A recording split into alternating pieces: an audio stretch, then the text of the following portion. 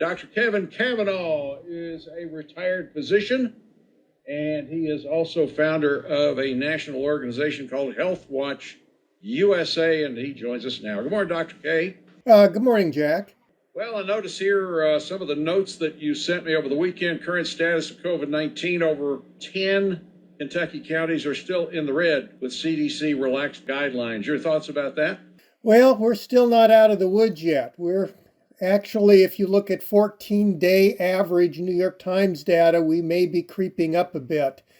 And that's a sign we probably, with the BA2 variant, shouldn't be letting up much on masking.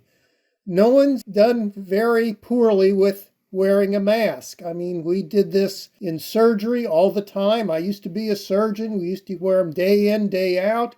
And certainly when you're indoors or you're in a public indoor setting, it's good to wear a mask that's respectful for other people. Remember, others can be immunocompromised, high risk for COVID.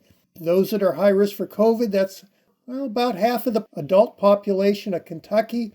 So wearing a mask, I think at this point, is important with the BA2 variant looming. Yeah, we've talked about that BA2. I think we talked about it back in January, if I'm not mistaken. So what's up regarding BA2?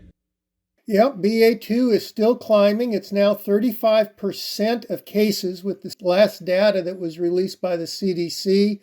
You look in Europe, there's a number of countries that are surging now, including Germany, Finland, you've got France, and of course England.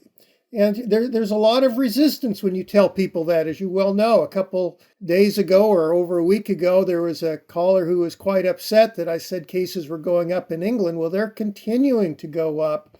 And this is after they've had the Omicron variant. And England is more vaccinated than the United States.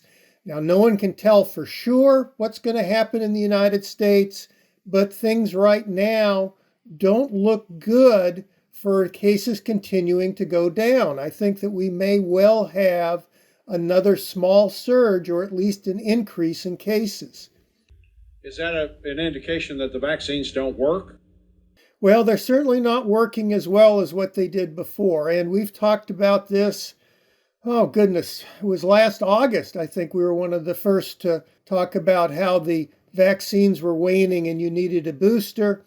Now they're talking about a second booster for people who are older than 50. And as you know, Jack, several weeks ago, I was saying it didn't make much sense giving a second booster in the fall because that's way too late. Well, I would suspect that this week, the FDA may recommend giving a booster to everyone who needs one that is over the age of 50.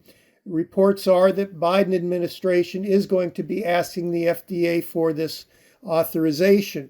And so I think that if you look back at our show, we were doing pretty good on guiding the public on what was going to be happening.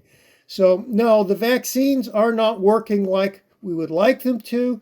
They do give you a layer of protection, but that protection is not strong enough that you'd want to go on ahead and not wear a mask in indoor public settings. And we've had folks who have called in asking why we don't use ivermectin. Now, there is a fairly new study on that as well, right? That's correct. That was reported in the Wall Street Journal. It was a large study. Approximately 1,400 people participated in it. It was apparently a double-blind study, or at least a single-blind study, prospective, and they found no effect, or they weren't able to demonstrate a positive effect with hospitalizations. And I think that that's really almost putting the nail in the coffin of ivermectin, because as you know, we recently had the study that was out of Argentina that we talked about in February where there wasn't an effect. Last year there was not an effect found from a study in Malaysia.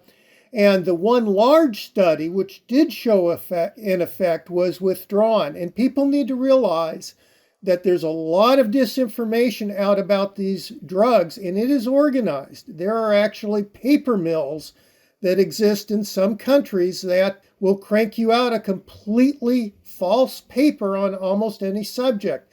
and they are quite prevalent. And so you have disinformation, organized disinformation campaigns, and you really do need to stick with the mainstream science institutions and journals in order to filter that stuff out. But it does not look like ivermectin is going to work. That is the same thing that happened with hydroxychloroquine. These drugs are not effective. Paxlovid, the molnupiravir, and also the monoclonal antibodies are still effective, and they are available in our area. So if you do get an Omicron infection, especially if you're at high risk for COVID, you want to go on ahead and get one of those therapeutics. If you're not high risk for COVID, consider getting it anyways because of the risk of long COVID, which can also occur in the young and even in those that are not at risk for severe infections. It can occur just with a mild to moderate infection. So this virus is still dangerous. A surge may well be on its way, and because of that, I would recommend continuing to follow public health guidelines. And for me, that means wearing a mask in indoor public settings. And of course, becoming vaccinated. All right. Thank you, Dr. Kevin Kavanagh. We'll talk to you next week. Thank